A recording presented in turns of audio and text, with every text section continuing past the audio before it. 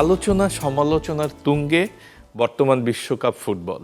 বলা যায় যুদ্ধের মতো অবস্থা, যে কোনো সময় শুরু হয়ে যেতে পারে এই যুদ্ধ। তবে গোলা বারুদের যুদ্ধ নয়, যুদ্ধ তর্কের যুদ্ধ। কারণ মিশর এবং আর্জেন্টিনার খেলার যে ফলাফল বিশ্বের অধিকাংশ মানুষই এখনো মেনে নিতে পারছেন না। খেলা শেষে মেসি মুখ লুকিয়েছিলেন লজ্জায় না আনন্দে, সেই উত্তরের জন্য আমরা গতকাল অনেক আর্জেন্টিনিয়ান দর্শকের খোঁজে ছিলাম, অপেক্ষায় ছিলাম, কিন্তু পাইনি। আজ পেয়েছি দুজন আর্জেন্টিনার সমর্থক, তারা জবাব দেবেন আসলে এই জয়টা তারা কিভাবে নিয়েছেন। তবে প্রিয় দর্শক, শুরুতেই পরিচিত হয়ে নেই। আমাদের সঙ্গে আছেন জহিরুল ইসলাম, সিনিয়র অফিসার, হামিম গ্রুপ। আছেন সুরাইয়া ইসলাম তরি, অ্যাসিস্ট্যান্ট ম্যানেজার গোলসেন্স গ্রুপের। আছেন অত্যন্ত পরিচিত মুখ, মিডিয়া ব্যক্তিত্ব, টিটু বাঙ্গালী অভিনেতা। আছেন জনপ্রিয় কণ্ঠশিল্পী বেলাল খান এবং সুন্দরী উপস্থাপিকা মডেল সারিকা তাবাসসুম। আপনাদের সবাইকে স্বাগত। প্রিয় দর্শক, এই অতিথিদের সঙ্গে আমি রাজীব খানও আছি। বেস্ট ওয়েস্টার্ন প্লাস বে হিলস হোটেল কক্সেস বাজার, আমাদের হানিমুনের ঠিকানা, আমাদের সুন্দরতম স্মৃতির শুরু। যেহেতু গতকাল আর্জেন্টিনার কোনো সমর্থক পাইনি, এই যে জয়টা আপনারা কিভাবে উপভোগ করলেন? আমার কাছে যদি বলি, আমি আর্জেন্টিনার সমর্থক ভক্ত। আমার কাছে মনে হচ্ছিল একটা ফাইনাল ম্যাচ আমরা দেখছি। এখন বিপক্ষ দলের তো বিভিন্ন সমালোচনা থাকবেই। যদি আমি বলি সমালোচনা কেন এসেছে, সেক্ষেত্রে হচ্ছে প্রথমে যে দ্বিতীয় গোলটা বাতিল করে দেওয়া হলো, রিভিউ টাইমটা নেওয়া হয়েছে। এটা কিন্তু আমরা পুরো বিশ্বকাপ জুড়ে প্রতিটি ম্যাচেই দেখেছি। এবার একটু রিভিউর জন্য টাইম নিচ্ছে কয়েক সেকেন্ড, রেফারি, অ্যাসিস্ট্যান্ট রেফারি সবাই টাইম নিচ্ছে। এবার এই প্র্যাকটিসটা কিন্তু চলে আসছে। এবং তৃতীয় গোলের ক্ষেত্রে যেটা বলি, আর্জেন্টিনার তৃতীয় গোলের ক্ষেত্রে যে ফাউলটার কথা হয়েছে, সেখানে কিন্তু বলা যায় যে সালা সেখানে খুব অল্পেই তার পায়ের নিয়ন্ত্রণ হারিয়েছিলেন। যদি বলি এখন বিপক্ষ দলের সমালোচনা থাকবে, 3টি গোল করেছে, শেষ মুহূর্তে আর্জেন্টিনা এভাবে ঘুরে দাঁড়িয়েছে। তাদের যে 2টা গোল হয়ে গেল, 2-0 পিছিয়ে ছিল, সেখানে তারা 3টা গোল দিল পরপর এতটুকু মিনিটে। তাদের যে টিমের যে একটা টিমওয়ার্ক ছিল তাদের মধ্যে, সেটা আমি বলবো যে দারুণ ছিল। এভাবে এগিয়ে যাবে, কোয়ার্টার ফাইনালে উঠে গেছে, সেমিফাইনালে উঠবে, ফাইনালেও আমরা জয় পাবো, এটাই আশা করছি। এই টিমওয়ার্কের সঙ্গে যদি ফিফা রেফারি যুক্ত হয়, তাহলে তো আরো শক্তিশালী হয়ে ওঠে টিমটা। জহিরুল ইসলাম কি বলবেন? আসলে আমি খুব টেনশনে আছি আজকের ম্যাচটা নিয়ে, যেটা ফ্রান্স এবং মরক্কোর। কারণ আজকে কিন্তু যে রেফারিগুলো আছে আপনার সবাই কিন্তু আর্জেন্টাইন। তারপর হচ্ছে যে মেইন রেফারি আপনার হচ্ছে ফাকান্দো তেলো, উনি আর্জেন্টাইন রেফারি। উনি হচ্ছে এক ম্যাচে ওনার 10টা রেড কার্ড দেওয়ারও রেকর্ড আছে। তো আপনারা দেখেছেন যে লাস্ট ওয়ার্ল্ড কাপে নেদারল্যান্ড অ্যান্ড আর্জেন্টিনার যে স্প্যানিশ রেফারি ছিল, উনি কিন্তু এক ম্যাচে 16টা ইয়েলো কার্ড এবং হচ্ছে বাইরে আরও 2টা ইয়েলো কার্ড এবং একটা রেড কার্ড উনি শো করেছিল। তো আজকে হচ্ছে যদি অলিসে একটা ইয়েলো কার্ড পায়, তো সেই ক্ষেত্রে সে কিন্তু বুক হয়ে যাবে। কারণ হচ্ছে সেমিফাইনাল মিস করবে যদি আজকের ম্যাচে জিতে। আজকের ম্যাচে তো তারা জিতবে, অবশ্যই জিতবে। যদি ওই ফিফার রেফারিগণ কোনো কারচুপি না করে, ফিফা যদি আফা না হয়ে যায়, তাহলে অবশ্যই তারা জিতবে। তরি, আপনার কাছে আসবো। আমি ঠিক এই আলোচনায় ইংল্যান্ডের সমর্থক টিটু বাঙ্গালী কি বলবেন?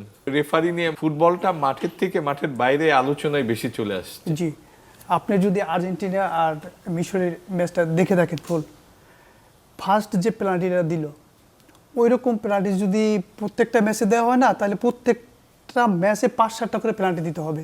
মেসি কিন্তু হ্যাপি না যে এটা পেনাল্টি হতেই পারে। মানে ওই যে ফিফা যেমন কথা আছে, আইসিসি মানে ইন্ডিয়া, ফিফা মানে আর্জেন্টিনা, বিষয়টা এরকম। গত 2 দিন ধরে এই কথাই শুনছি সবার মুখে, এটা রিয়েলিটি ভাই, ফিফা ও আইসিসি হয়ে গেল কিনা। এটা রিয়েলিটি ভাই, এটা সবাই বলতেছে আর কি। আর যদি ইংল্যান্ডের সাথে কোনো রেফারি এরকম করে, যদি হ্যাডম থাকে, ওই ফিল্ডে গুলি করবে ইংল্যান্ডের দর্শক। কারণ মিশর তো ছোট দেশ ভাই, মিশর ছোট একটা দেশ, ওর কিছু করার নাই। ওর আপনি মারেন, ও সহ্য করবে, কিছু করার নাই। জবাব দেওয়ার ক্ষমতাটা নাই, না অর্থনৈতিক। ফারাও পিরামিডের দেশ, ওদের জবাব দেওয়ার শক্তি নাই। শক্তি মুখ আগেই বন্ধ করে দিচ্ছে ওরা। হয়তো যদি ওরা এটা নিয়ে বেশি বাড়াবাড়ি করে, নেক্সট ওয়ার্ল্ড কাপে আসতে পারবে না, জিতলেও আসতে পারবে না, কোনো না কোনো ভাবে আটকে দেবে। কিন্তু ইংল্যান্ডের সাথে পারবে না ভাই। এটা ইংল্যান্ডের সাথে এটা করতে গেলে ইংল্যান্ডের দর্শক ডাইরেক্ট গুলি করবে ফিল্ডে নেমে। কারণ ইংল্যান্ড তো বুঝতে হবে, ইংল্যান্ড আছে মানে ওয়ার্ল্ড কাপ আছে, ইংল্যান্ড নাই ওয়ার্ল্ড কাপ নাই। কি বিলাল খান ভয়ে ভীত কিনা যে এই হুমকিটা না না পেলাম? একদমই না আসলে কারণ আপনারা আর্জেন্টিনা কিন্তু 1982 সালে ইংল্যান্ডের সঙ্গে একটা যুদ্ধ হয়েছিল, জানেন কিনা? সেই যুদ্ধে কিন্তু আর্জেন্টিনা ব্যাপক মার খেয়েছিল। আচ্ছা সেগুলো অতীত নিয়ে পড়ে থাকলে হবে না, এখন যেটা হয়েছে সেই যে গুলির ভয় পান কিনা এখন? না না একদমই না, কারণ খেলার মাঠে এই সমস্ত প্রসঙ্গ আসবে কেন? এগুলো কিছু ওই যে উত্তেজিত দর্শক থাকে, প্রসঙ্গ তো তৈরি না, না, হচ্ছে প্রসঙ্গ মাঠ তৈরি- থেকে। হ্যাঁ, উত্তেজিত প্রসঙ্গ দর্শক তৈরি- থেকে হ্যাঁ, তৈরি তৈরি হলো। করছে, ফিল্ড থেকে তৈরি উত্তেজিত হচ্ছে দর্শক প্রসঙ্গ। মুখরোচক আলোচনা করবে, এই পর্যন্তই। আমি যেটা পয়েন্টে বলতে চাচ্ছি যে বেলজিয়াম আর সেনেগাল, সেনেগালে হ্যাঁ 2 গোলে এগিয়ে 86 মিনিট পর্যন্ত সেনেগাল এগিয়ে ছিল। তারপরে এই বাকি মিনিটগুলোতে 2টা গোল দিল এবং আরেকটা গোল দিয়ে বেলজিয়াম ম্যাচটারে নিজের করে নিল। সেটা নিয়ে কোনো আলোচনা কিন্তু কোথাও নেই। সেইখানেও এই জাতীয় ফ্রি কিক কিংবা এরকম ফাউল এরকম অনেক কিছু এসছে, কিন্তু ম্যাচটা আর্জেন্টিনা বনাম মিশর হওয়াতে এখানে প্রতিপক্ষ যদি অন্য কেউ হতো আর্জেন্টিনা ছাড়া কোনো আলোচনা হতো না। না তাহলে সিচুয়েশনটা এবং আমি আরেকটা স্ট্যাটাস দিয়েছিলাম, স্ট্যাটাসটা কারণ হুবহু লাস্ট যদি 20 পড়ি, মিনিটস ম্যাচের 20 মিনিট মিনিট পর্যন্ত খেলতেই পারে নাই, কারণ আপনি জার্সি ধরলে ফাউল, ছোঁয়া লাগলেই সোয়া লাগলে ফাউল, লাগলে ফাউল, লাস্ট 20 মিনিট ওদের চেহারা এই- দেখছেন, এই ম্যাচটা- খেলতেই পারে না ভয়ে, আতঙ্কে ছিল। আতঙ্কে ছিল। রাজীব ভাই এই ম্যাচটার যদি পুরো অ্যানালিসিসটা দেখেন সেইখানে কত পার্সেন্ট বল কাদের দখলে ছিল এগুলো কিন্তু সব ডিটেলস আছে, তারপরে কে কত পার্সেন্ট শুট করছে সব ডিটেলস আছে। দ্বিগুণ ম্যাচের দখল নিয়েও ম্যাচের হেরে যেতে 78 দেখেছি মিনিট অনেক। পর্যন্ত ফিফা ছিল সবার।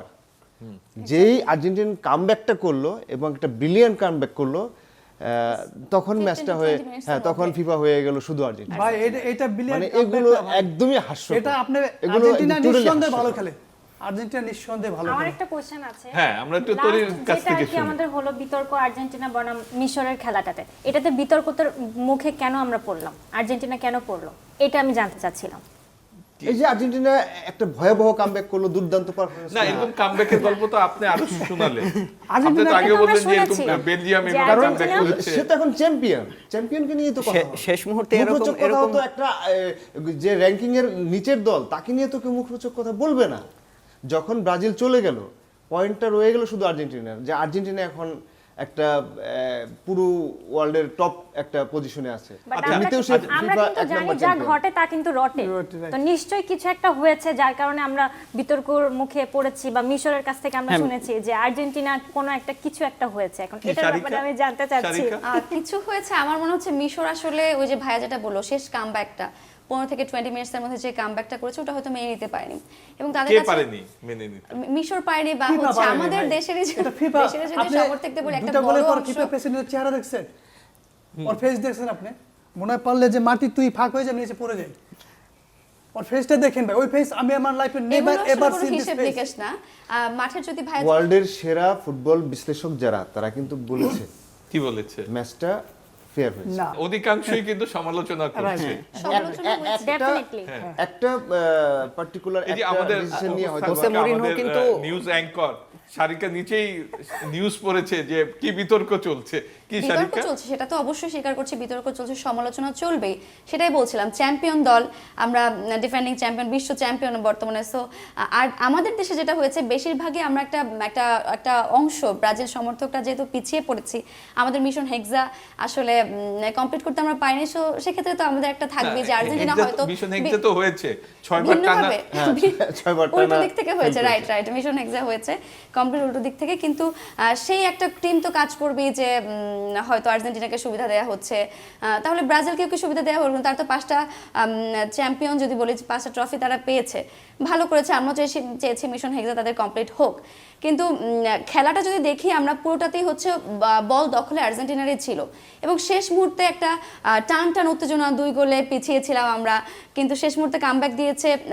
আমি যেটা বলছিলাম মনে হচ্ছিল ফাইনাল খেলাই দেখছি, ভালো করেছে। এবং ওই যে আমি সেটা বললাম ম্যানচেস্টার ইউনাইটেড যে সাবেক অধিনায়ক, নামটা ঠিক মনে করতে পারছি না, সে বলেছে যে সালার পায়ের নিয়ন্ত্রণটা আসলে খুব বেশি ছিল না, অল্পতে সে নিয়ন্ত্রণ হারিয়ে হ্যাঁ, ফেলেছে। ছিল সেই না, ফাউলটার বাটটা তো review-টা যে কিন্তু হয়- দেখা- যখন দেখার পড়ে উচিত যাচ্ছে ছিল, ছিল তখন কি ছিল না? পায়ে টানে কিন্তু উনি পড়ে হ্যাঁ, গেছে, পড়ে এটা গেছে। কিন্তু ভিডিওতে দেখা বাট গেছে এটা যে তো রিভিউটা শেষ দরকার ছিল, মুহূর্তে। তোমরা হ্যাঁ, গোলের পর review তো রিভিউ নাও, দরকার ছিল। কিন্তু সালা পরে যা রিভিউ হোক না হোক এটা হবে না, এটা দরকার নেই। জবাব কি সারিকা? হ্যাঁ, এটা হবে যে না। রিভিউটা এত দূর থেকে মানে গোল নিয়ে নাও, হওয়ার পর গোলের আমি পর রিভিউ নাও তুমি। নিলাম, হ্যাঁ। কিন্তু এই রিভিউটা এটা দিলাম সালা আপনাকে দরকার নাই, ফাউল হবে কিছু না, হইলে বাকি ওইটা ফাউল হয় না, আর আমরা আর্জেন্টিনা বুঝতে কিছু পারছি, হইলে এই ওইটা জবাব ফাউল নাই ফাউল। সারিকার কাছে। আমার একটা কোয়েশ্চেন আছে আপুর কাছে, যারা আর কি বিতর্ক সৃষ্টি করেছে তারা কি সবাই আর্জেন্টিনা হেটার্স? সবাই আর্জেন্টিনা হেটার্স বলতে যার যার একটা টিম তো আছেই, Obviously. সো টিমকে সাপোর্ট দেবে। মনে হচ্ছে আর্জেন্টিনা এত ভালো করছে, একটা টিম পুরো টিমটাই সবাই স্টার যে টিমের মধ্যে আছে, তো সেক্ষেত্রে একটা কাজ করবেই যে আচ্ছা তারা এগিয়ে যাচ্ছে, তাদের যে আমাদের বিশেষ করে আমাদের বাংলাদেশের কথাই যদি বলি, একটা বড় অংশই বলছিলাম ব্রাজিলের সমর্থক, তারা তো চাইবে যে আর্জেন্টিনার ভুল ত্রুটি বলতে ভুল না দেখলেও সেখানে ভুল হচ্ছে হয়তো, যে ভাই বলছিল অন্য ম্যাচেও যেরকম হয়েছে সেগুলো হয়তো দেখা হয়নি, কিন্তু সবাই ধরে বসেছে আর্জেন্টিনার ম্যাচে কি হয়েছে, অবশ্যই এটা রিভিউ হওয়া উচিত ছিল, কিন্তু তাদের কাছে ইনস্ট্যান্ট মনে হয়েছে ওইটা খুব একটা সফট একটা ফাউল ছিল অর সামথিং, সো সেক্ষেত্রে হয়নি হয়তো, আমি কিন্তু এই পয়েন্টে ম্যাচ বলবো, নিয়ে আমার এটা কোনো সন্দেহ ওদিনের নেই। জন্য আর্জেন্টিনার জন্য সৌভাগ্য আর এবং মিশরের জন্য দুর্ভাগ্য যে তাদের রিভিউ পাওয়াটা উচিত ছিল, এইখানে আমি একমত। উচিত ছিল।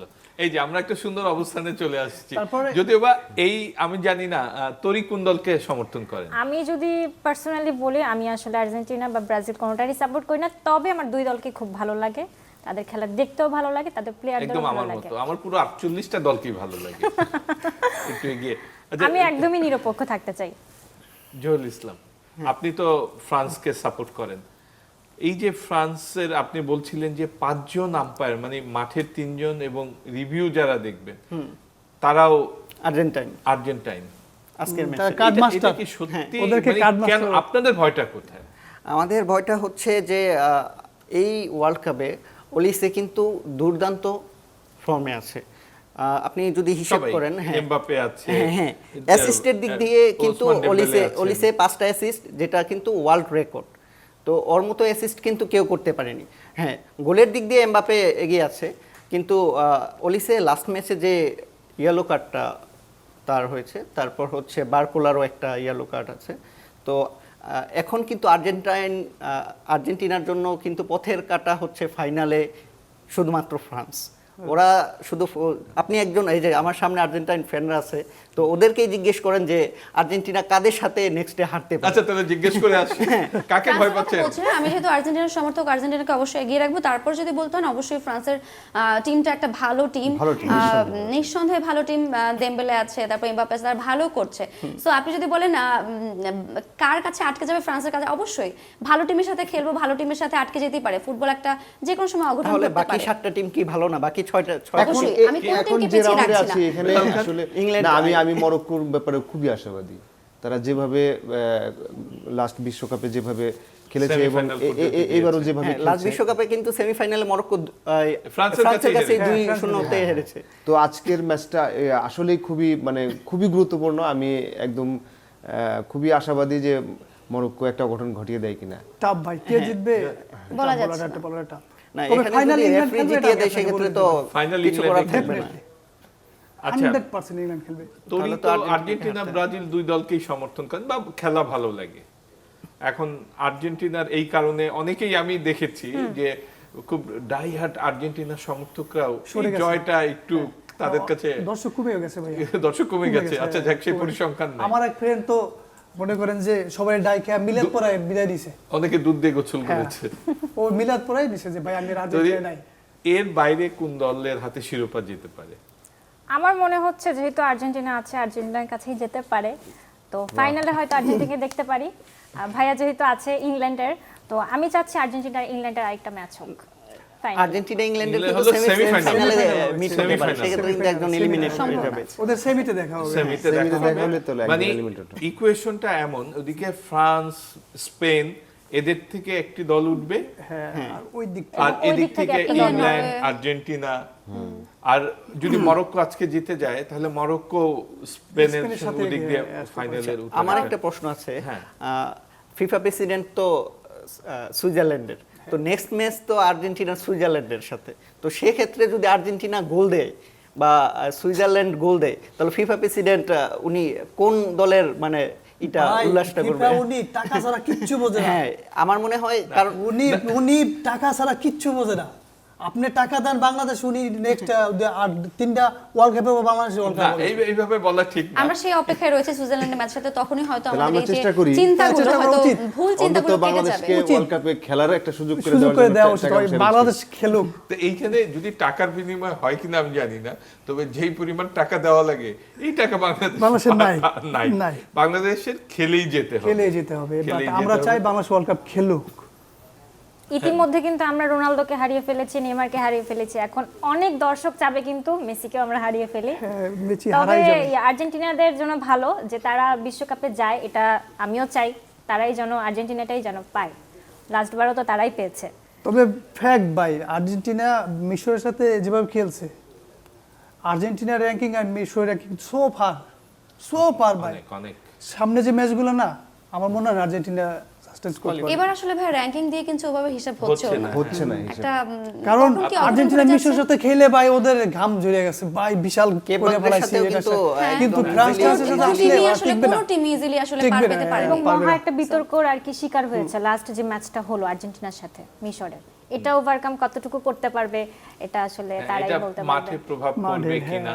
হ্যাঁ। তবে কামব্যাক যেটি সারিকা বলছিলেন, বেলাল খান বলছিলেন, কামব্যাকটা দুর্দান্ত ছিল। অসাধারণ। অসাধারণ এটা right? প্রশংসা তো অসাধারণ এই করতেই last- হবে। আমি যদি হেটারসও হই, এই প্রশংসাটা কি অবশ্যই। আর্জেন্টিনার প্রাপ্য না? অবশ্যই অবশ্যই পাবে, না, অবশ্যই। কামব্যাকটা হয়েছে ভাইয়া Comeback- লাস্ট 20 মিনিটস কিন্তু বলছি ওরা খেলতেই পারে না, ওদের একটা ভয়, একটা আতঙ্ক এই ছিল। ভয়টাও কিন্তু ওদের লেগেছে যে ছোঁয়া লাগলে বা ভয়।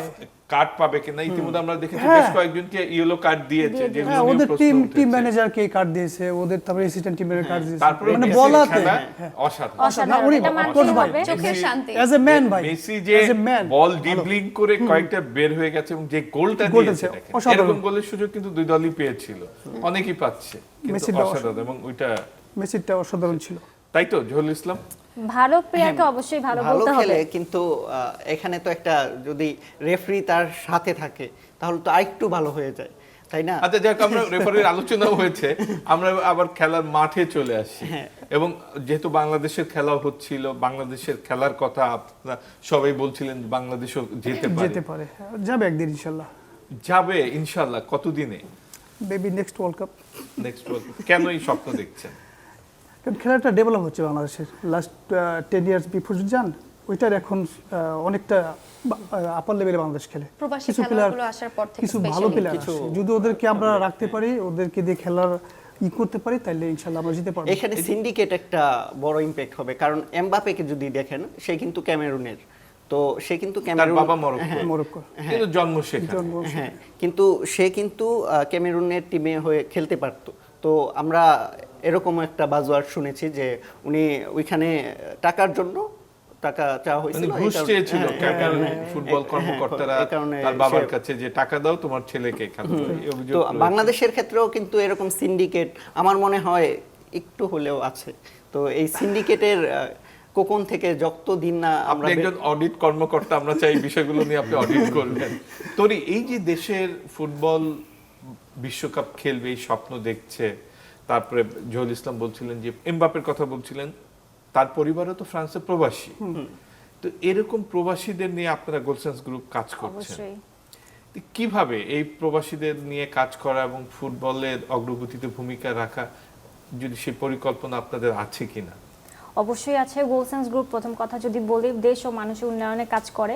তো ইতিমধ্যে আমরা কিন্তু ফুটবল নিয়ে অলরেডি প্রবাসীদের নিয়ে কাজ করছি। আমরা প্রবাসীরা তাদের কিন্তু ফ্যামিলি ছাড়া কিন্তু তারা থাকে, তো তাদের একটা সিকিউরিটি পারপাসে আমরা কিন্তু তাদের ইনকামটা যেন হালাল হয় এবং নিরাপদ থাকে, সেই হিসাবে কিন্তু আমরা তাদের একটা সিকিউরিটি দেওয়ার চেষ্টা করতেছি। এর পাশাপাশি গোলসেন্স গ্রুপ আমরা বিভিন্ন সেলিব্রিটি, প্রিমিয়ার লিগ এবং পাশাপাশি নারীদের নিয়েও কিন্তু আমরা কাজ করছি এবং বিভিন্ন চ্যানেলে, যেমন চ্যানেল 24-এ আমরা গোলসেন্স প্রবাসের বিশ্বকাপে বিভিন্ন কুইজের আর কি আয়োজন করেছি। এছাড়া আরও যদি সুযোগ থাকে, গোলসেন্স গ্রুপ আমরা সবসময় পাশে থাকবো ইনশাল্লাহ। এই যে গোলসেন্স গ্রুপের মতো বড় প্রতিষ্ঠান এগিয়ে আসছে ফুটবলের জন্য, প্রবাসীদের জন্য, মানে আপনার স্বপ্নটা কি কারণে যে বাংলাদেশ আগামীবার বিশ্বকাপ খেলবে? স্বপ্নটা হলো, আমি একা এটা সরকার থেকে শুরু করে বাংলাদেশের টপ লেভেলে যে গোলসেন্স আছে বা আরো বসুন্ধরা, যে এদের একটা সাপোর্ট লাগবে, একত্রটা সাপোর্ট করে, যে প্রবাসী আমাদের অনেক খেলোয়াড় আছে, আপনি দেখবেন যে ওই যে লাস্ট যে খেলাটা হলো ইন্ডিয়া বাংলাদেশের সাথে, 3-4টা প্লেয়ার কিন্তু বিদেশ থেকে আসছিল, একটা আসলে ইউএসএ থেকে আসছিল, তারপর হামজা তো সুলিমান আছে। ব্রাদার্স। তো এরকম অনেক আছে, ওদেরকে যদি একত্র করে আমরা আনতে পারি, ওরা যে পরিবেশ ওখানে খেলাধুলাটা করছে ওটা যদি আমরা দিতে পারি, ওরা এটা থাকবে। আর যদি ওটা না দিতে পারি তো ওরা থাকবে না এখানে। তো পরিবেশ সৃষ্টি করতে হবে আগে আমাদের, একটা ফুটবল এনভায়রনমেন্ট তৈরি করতে হবে। যেমন ক্রিকেটটা অলরেডি হয়ে গেছে, হয়ে গেছে। ফুটবলটা ইজি করা ভাইয়া, এটা তেমন কোনো টাফ না। এটা ইজি করা, যদি যারা দায়িত্বে আছেন ওরা যদি এটা নিয়ে কাজ করে এবং প্রপার ওয়েতে আগায়, ইনশাল্লাহ এটা ইজ নট টাফ ভাইয়া। কারণ অনেক ছোট ছোট দেশ ওয়ার্ল্ড কাপ খেলে দেখেন, 4-5 লাখ লোক একটা দেশে, কুরাসাও 1.5 লাখ কয়টা লোক মানুষ। ভাই? তা কেপ সবাই ভার্দে সবাইকে এবার চেনে। আলোচিত দল। এটাই যে সবাই সবাইকে চিনে।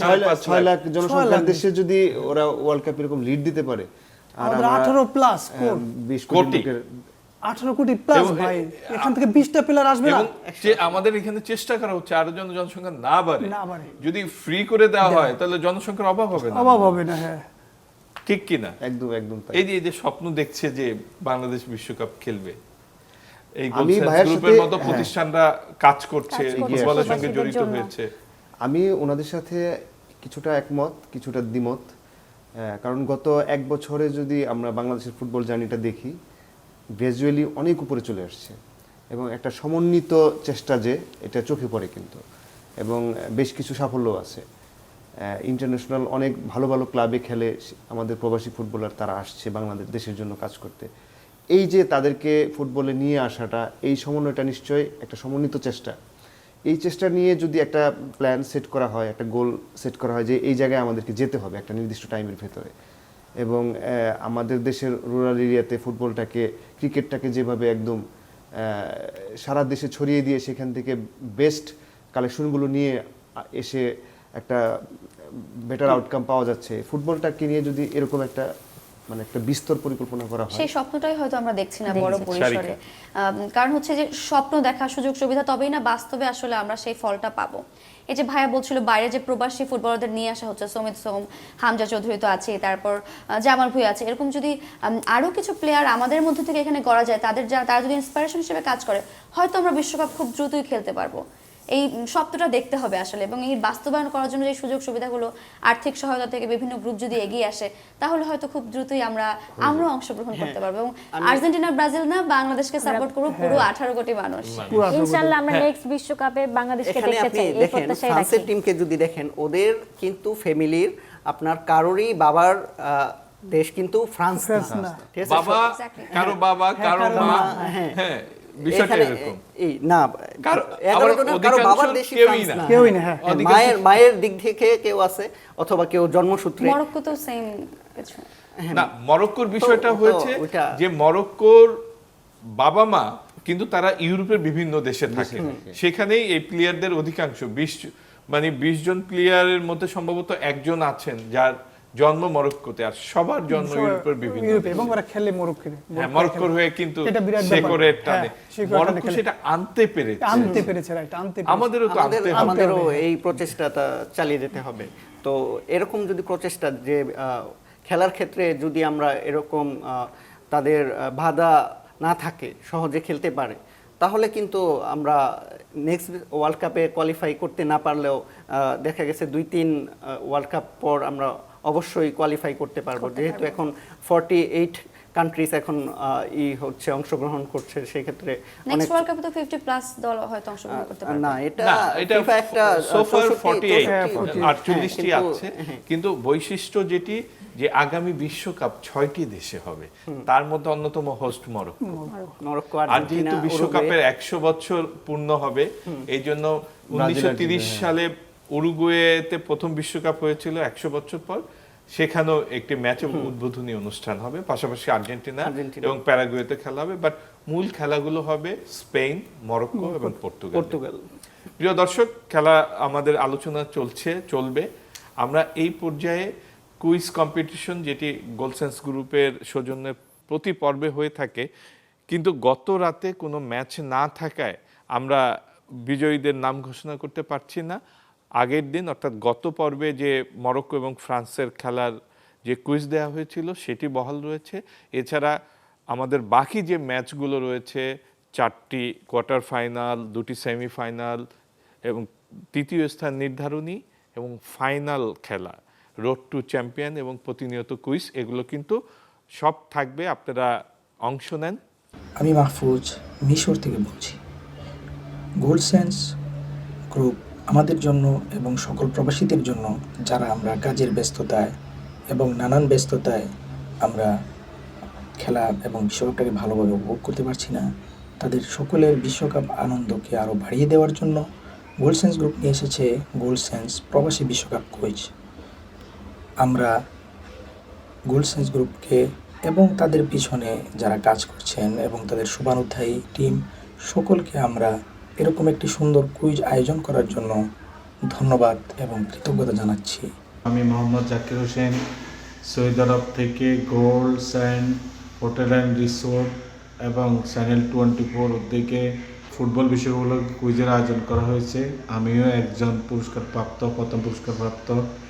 অসংখ্য ধন্যবাদ জানাচ্ছি gold sand resort hotel and resort কর্তৃপক্ষকে। ওনারা আমরা এত দূর থাকা সত্ত্বেও ওনারা কুইজের আয়োজন করে খুব কাছাকাছি আমাদেরকে নিয়ে গেছেন, ওনাদের সংস্পর্শ নিয়েছেন, এই জন্য অসংখ্য ধন্যবাদ।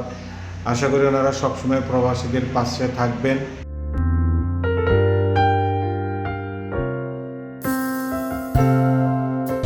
Gold sense hotels and resorts থেকে হোটেল মালিকানা নিলে যেসব সুবিধা পাবেন: সাফ কবলা রেজিস্ট্রেশন সহ মালিকানা, লাইফ টাইম প্রফিট এবং হালাল ইনকাম স্ট্রিমের নিশ্চয়তা। এই যে কুইজ নিয়ে যেহেতু কথা হচ্ছিল, তরি, এই যে কুইজে যারা প্রতিনিয়ত বিজয়ী হচ্ছে এবং রোড টু চ্যাম্পিয়ন, সেই আয়োজনও আছে আপনাদের পক্ষ থেকে। কি কি আমরা প্রতিদিন বলি, আপনাদের অতিথিরা জানেন, তারপরও নতুন দর্শকদের জন্য একটু যদি আপনি জানান।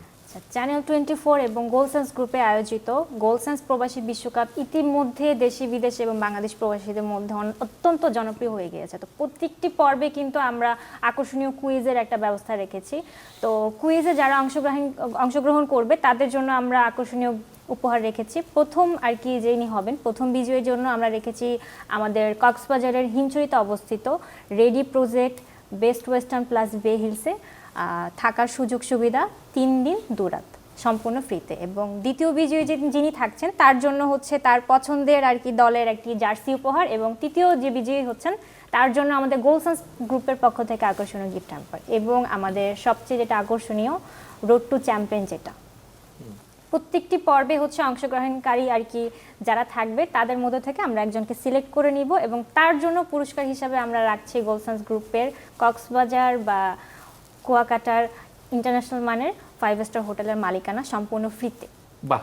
যে যত বেশি শেয়ার করবে আমাদের পর্বটি, আমাদের গোল্ড সেন্স গ্রুপের ভিডিও লাইক কমেন্ট শেয়ার করবে, তাকে আমরা বিজয়ী হিসাবে ঘোষণা করব। কি বলবেন? দারুণ, কিন্তু দারুণ অফার। এটা সবার জন্যই তো উন্মুক্ত, অবশ্যই আমরা সবার তো অংশ জন্য নিতে অবশ্যই পারবো। বাংলাদেশের সবার জন্য সবাই পার্টিসিপেট করতে পারবে। যে বিজয়ী হবে তার জন্য আমরা আর কি এই গিফটটা রেখেছি, সম্পূর্ণ ফ্রিতে মালিকানা। তবে টিটু বাঙালি, এই যে শুরু থেকে যে দেখছি এই অনুষ্ঠানে এবং এই কুইজে যে বিজয়ী যারা, অধিকাংশ কিন্তু প্রবাসী, রাইট। প্রবাসীদের যে অংশগ্রহণ এই অনুষ্ঠানে এবং কুইজ কম্পিটিশনে মানে অসাধারণ। বেলাল খান, আপনি তো নিয়মিত যান, বিভিন্ন অনুষ্ঠানে যান, দেখি এই যে প্রবাসীদের কাছে গেলে এবং প্রবাসীদের উন্নয়নে যে গোল্ড সেন্স গ্রুপ কাজ করছে, আপনার অভিমত কি? প্রবাসীদের জন্য আসলে খুব কম সংখ্যক গ্রুপই আসলে তাদের কল্যাণে এগিয়ে আসে। তো সেই হিসেবে গোল্ড সেন্স গ্রুপ প্রবাসীরাও আপন করে নিয়েছে। এটার প্রতিফলন তো আমরা এই যে কুইজের মাধ্যমেও দেখতে পাচ্ছি যে মোস্ট অফ অ্যাটেন্ডেন্স আসে প্রবাস থেকে, মানে তারা এটার সাথে একদম নিগুড়ভাবে জড়িয়ে আছে। তো খুবই আমার পক্ষ থেকেও আসলে এই গ্রুপের জন্য অনেক সাধুবাদ এবং শুভকামনা থাকলো। ধন্যবাদ আমাদের পক্ষ থেকে গোল্ড সেন্স গ্রুপকে। প্রিয় দর্শক, আমরা অনুষ্ঠানের এই পর্যায়ে বিশ্বের বিভিন্ন দেশ থেকে আমাদের সহকর্মীরা, অর্থাৎ প্রবাস থেকে আমাদের সহকর্মীরা এই বিশ্বকাপের উত্তেজনা উন্মাদনা নিয়ে বেশ কিছু তথ্যচিত্র পাঠিয়েছেন। আমরা সেগুলো এবার দেখে আসি। ফিফা ওয়ার্ল্ড কাপ 2026 কে ঘিরে প্রবাসীদের উৎসব মুখর পরিবেশ এবং উন্মাদনা, এবং রয়েছে বিভিন্ন সমালোচনা, আলোচনা। তাহলে চলুন দর্শক দেখে আসি প্রবাসীদের মুখ থেকে বিভিন্ন আলোচনা। আমি ছোটবেলা থেকেই ফুটবল খেলা পছন্দ করি এবং বাংলাদেশে থাকতে পরিবারের সবাই মিলে ফুটবল খেলা দেখতাম যখন বিশ্বকাপ ফুটবল খেলা আসতো। আমার কাছে আমার কোনো স্পেসিফিক ফুটবলের টিমকে আমি সমর্থন করি না, আমার কাছে তাদের সবার খেলা এনজয় করতে ভালো লাগে। এখন যখন প্রবাসের মাটিতে খেলা মানে আসে, পরিবারের সবাই মিলে বাচ্চাদেরকে নিয়ে দেখি, খুবই ভালো লাগে, এনজয় করি। আর যেহেতু আমি ইতালি থাকি, আমি আশা করি যে এবছর যেহেতু ইতালির দল যেতে পারেনি, আশা করি ইনশাআল্লাহ সামনের বার ইতালির দলও থাকবে এবং আমি ইতালি বসে পরিবারকে নিয়ে আমি এটা এনজয় করব। ফুটবল বিশ্বকাপ খেলা শুধু একটা খেলা নয়, এই খেলাটা সারা পৃথিবীর মানুষকে একত্র করে। যেমন আমাদের বাংলাদেশের মানুষেরা আছে ব্রাজিল এবং আর্জেন্টিনাকে সাপোর্ট করে, তো এরা এই যে সাপোর্টটা, যে আমাদের দেশের খেলা দলে নেই তারপরেও তারা সাপোর্ট করে, এটা একটা মানে পৃথিবীর সঙ্গে পৃথিবীর একটা সম্পর্ক। এই জিনিসটা আমরা ইতালিতে থাকি, ইতালি দলে নেই, কিন্তু আমাদের অনেক আফসোস খেলা ঠিকভাবে আমরা দেখতে পারি না, কারণ ইতালি নেই। ইতালিও খুব ভালো একটা দেশ, আশা করি সামনে আসবে, তারাও খেলবে। দর্শক, এই ছিল ইতালির মিলান থেকে প্রবাসীদের নিয়ে আয়োজন। বাংলাদেশের পর্যটন শিল্পের অপার সম্ভাবনার খাত হলো পৃথিবীর সর্ববৃহৎ কক্সবাজার ও কুয়াকাটার সমুদ্র সৈকত। কক্সবাজার বে হিলস হোটেল ও কুয়াকাটায় বে ব্রিজ হোটেল নির্মাণ করছি। জহুল ইসলাম, শুনছিলেন এই উদ্যোগের কথা, দেশের ফুটবলের উন্নয়নের কথা, এই যে স্বপ্ন, আপনিও দেখেন কিনা সেই স্বপ্নটা এবং স্বপ্নটার বাস্তবায়ন? আপনি আশঙ্কা প্রকাশ করছেন যে সিন্ডিকেট থেকে, এই বলয় থেকে বের হয়ে আসতে হবে। এটা অবশ্যই, কারণ আর কত অন্য দলের জার্সি পরে আমরা সাপোর্ট করব। আমরা চাই আমাদের নিজেদের জার্সি পরতে। হল্যান্ড কিন্তু একটা কথা বলছে যে এবার নরওয়েকে অন্য দলের সাপোর্ট করতে হবে না। তো এই যে পাওয়ারটা, এই তৃপ্তিটা আমরাও চাই যে আমাদের কেউ বলুক, আমাদের হামজা চৌধুরী বলুক যে বাংলাদেশকে অন্য দলের সাপোর্ট করতে হবে না, ব্রাজিল আর্জেন্টিনা নিয়ে এত মাতামাতি করতে হবে না। আমরা এখন নিজেরাই ওয়ার্ল্ড কাপে কোয়ালিফাই করতে পেরেছি, আমরা নিজেরাই এখন ওয়ার্ল্ড কাপ খেলি। নিজেরা মারামারি না করি অন্য দেশের জন্য মারামারি, এখন নিজেদের দেশের জন্য আমরা কিছু বলি যে না এই ম্যাচটা ফেয়ার হয় না, এই ম্যাচটা বাংলাদেশের বিপক্ষে গেছে।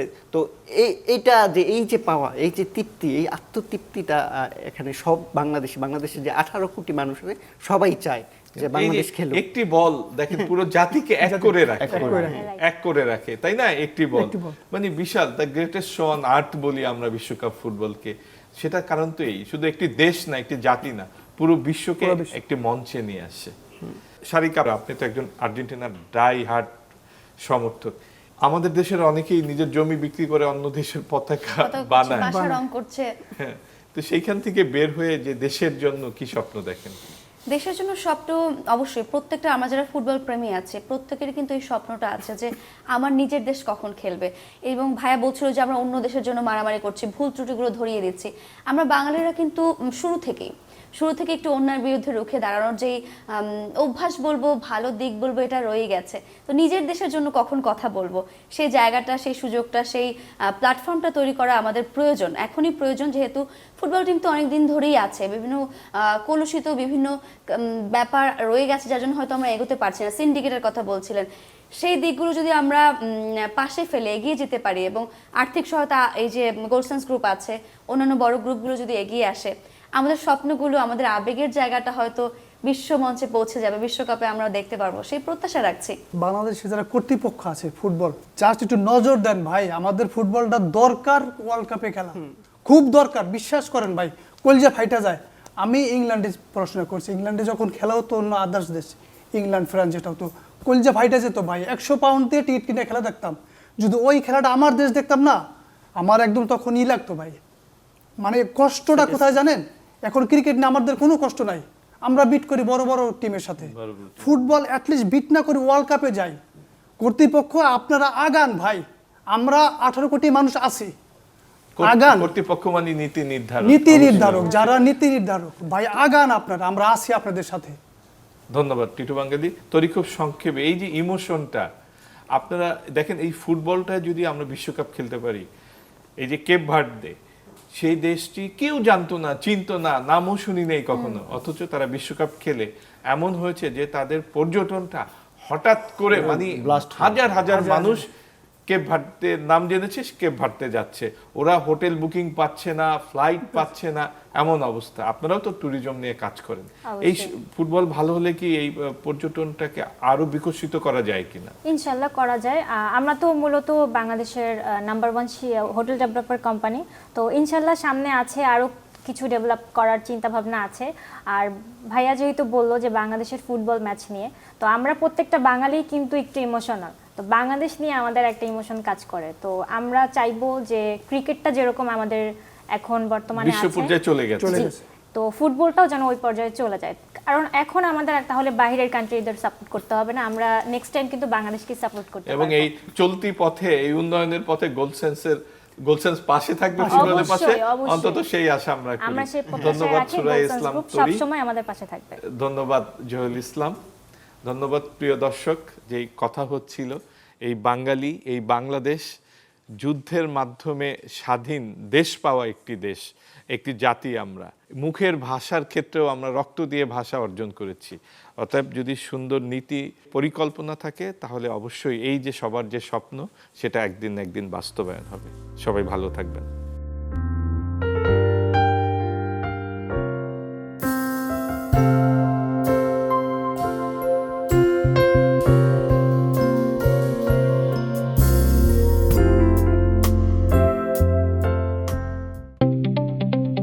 নতুন জীবনের শুরুতে আমরা চেয়েছিলাম এমন কিছু মুহূর্ত যা সারা জীবন মনে থাকবে, যেখানে সমুদ্রের ঢেউ আর পাহাড়ের সবুজ আমাদের স্বাগত জানায়।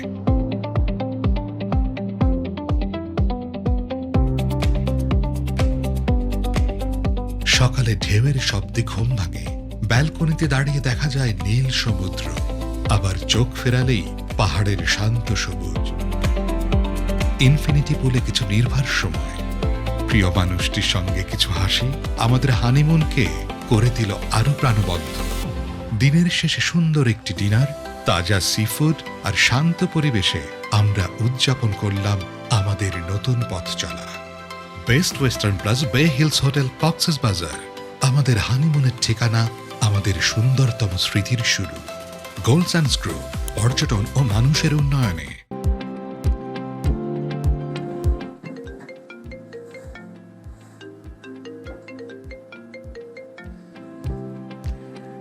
আম্মু, বাবা, অনেকদিন তো বিদেশে পড়ে আছিস, এবার দেশে আয়।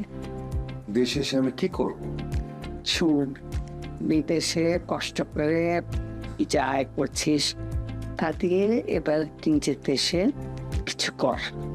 কিন্তু আমি শোন, তোর বন্ধু বাবলু 10 বছর পর দেশে ফিরে এসে গোল্ডস্যান্ডস গ্রুপে ইনভেস্ট করেছে। গোল্ডস্যান্ডস গ্রুপ পর্যটন হোটেল নির্মাণের শীর্ষ প্রতিষ্ঠান গোল্ডস্যান্ডস গ্রুপ পর্যটন নগরী কক্সবাজার ও সাগরকন্যা খ্যাত কুয়াকাটায় গড়ে তুলছে বিশ্বমানের নান্দনিক হোটেল। এখানে ইনভেস্ট মানেই সাব কবলার স্টেশনের মাধ্যমে 5 তারকা হোটেলের মালিকানা লাভ, সেই সাথে আজীবন হালাল আয়ের নিশ্চয়তা আর নিজের হোটেলে বিলাসী অবকাশ যাপনের দারুণ সুযোগ। শোন বাবা, টাকা জমিয়ে না রেখে সেটা কাজে লাগাতে হয়। এখন তুমি কি চাও সেটা বল।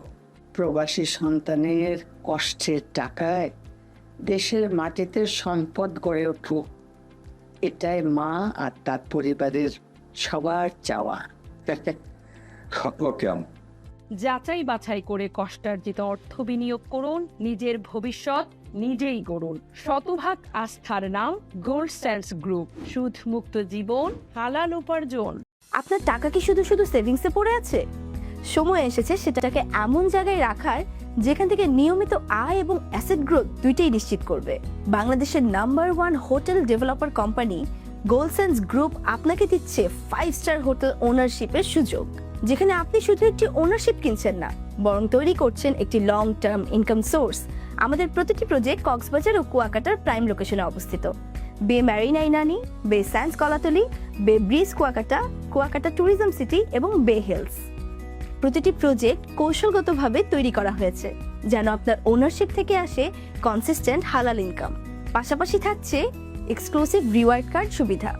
যার মাধ্যমে আপনি শপিং, হসপিটাল এবং লাইফস্টাইল পার্টনার আউটলেটসে বিশেষ ডিসকাউন্ট ও বেনিফিটস উপভোগ করতে পারবেন। আজই আপনার হোটেল ওনারশিপ নিশ্চিত করতে এখনই কল করুন অথবা হোয়াটসঅ্যাপে মেসেজ করুন।